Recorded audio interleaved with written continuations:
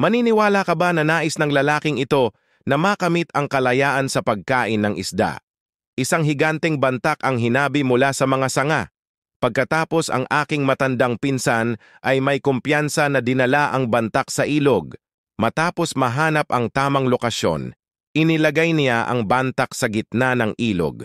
Upang maiwasang maanod ang mga bantak ng rumaragasang ilog, ang aking matandang pinsan ay pumulot ng isang tumpok ng mga bato at idiniin ang mga ito.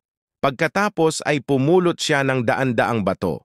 Isang dam ang itinayo sa magkabilang panig ng bantak.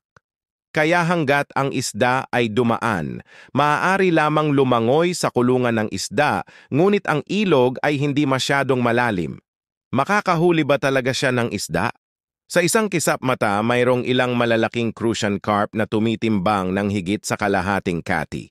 Tuwang-tuwa, napasigaw siya.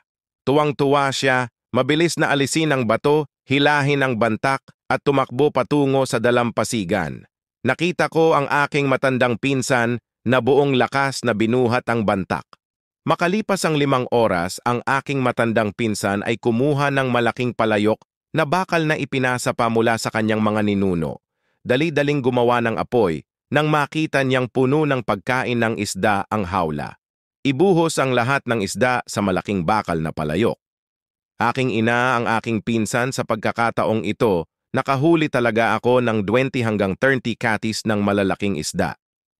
Kita mo, ang mga ligaw na isda na ito ay napakaliwanag.